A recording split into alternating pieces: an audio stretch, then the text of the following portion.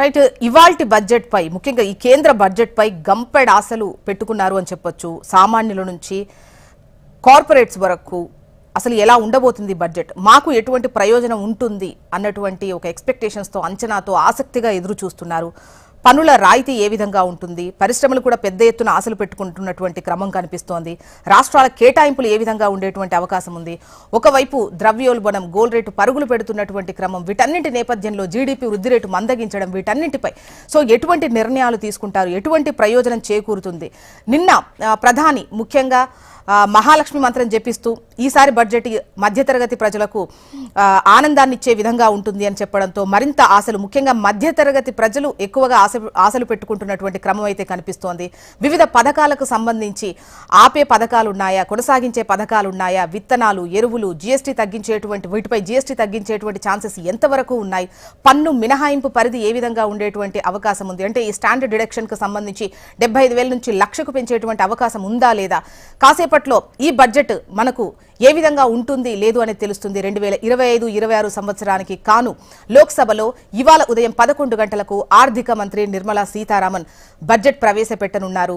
ఈ బడ్జెట్లో ముఖ్యంగా రాష్ట్రాల కేటాయింపులు ఏ విధంగా ఉంటాయి, సామాన్యులకు ఎటువంటి ఊతమిచ్చే విధంగా ఉంటుంది, ఇక వర్గాల వారీగా చూసుకున్నట్లయితే రైతులకు, మహిళలకు, యువతకు, వృద్ధులకు ఇలా అనేక రకాలుగా ఎవరి ఎక్స్పెక్టేషన్స్ లో వాళ్ళు ఉన్నారు. వ్యాపారవేత్తలు కావచ్చు, సామాన్యులు కావచ్చు, నిత్యావసర ధరలు కావచ్చు, అదేవిధంగా వ్యాపారానికి సంబంధించిన లావాదేవీలు కావచ్చు, వస్తు సేవల పన్ను కావచ్చు, ఇలా ప్రతి దానిపైన ఈ బడ్జెట్ అనేది ఖచ్చితంగా ఇంపాక్ట్ చూపిస్తుంది. మరి ఎటువంటి నిర్ణయాలు తీసుకుంటారు అనేది ఇప్పుడు పెద్ద చర్చగా ఉంది.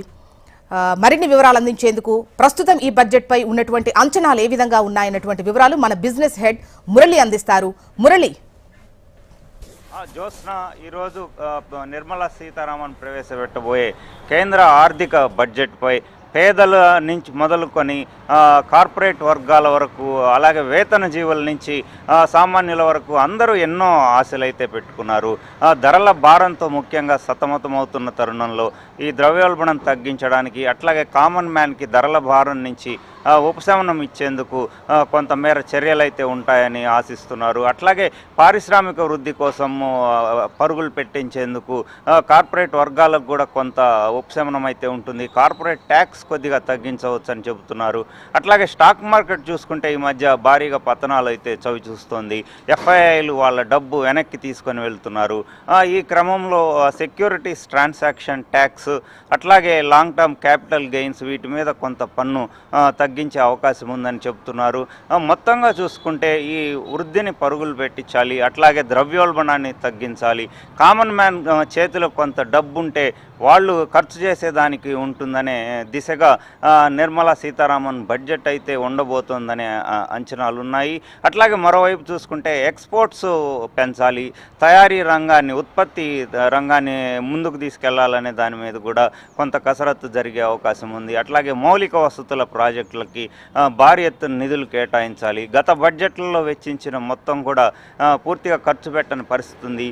సో ఈ ఇన్ఫ్రాస్ట్రక్చర్ మీద పెద్ద ఎత్తున ఖర్చు చేయాలనే ఉద్దేశంతో కూడా కేంద్ర బడ్జెట్ అంచనాలు రూపొందుతున్నాయి. అట్లాగే తెలుగు రాష్ట్రాలు కూడా చూసుకుంటే మనకి ఇక్కడ RRR ప్రాజెక్ట్ ఉంది, అట్లాగే ఫ్యూచర్ సిటీ, వీటికి ఎలకేషన్స్ ఎలా ఉంటాయనే ఆశలైతే తెలంగాణ రాష్ట్రం నుంచి ఉంది. అట్లాగే ఏపీ చూసుకుంటే పోలవరం, అమరావతి నిర్మాణం, అట్లాగే స్పెషల్ ప్యాకేజ్ ఏమైనా ప్రకటిస్తారా అని వారు ఏపీ నుంచి కూడా ఆశాభావంతో ఉన్నారు. Jyotsna. Okay, right Murali. Budget ప్రవేశపెట్టిన తర్వాత కేటాయింపులకు సంబంధించి ఏ విధంగా ఉంది అనేది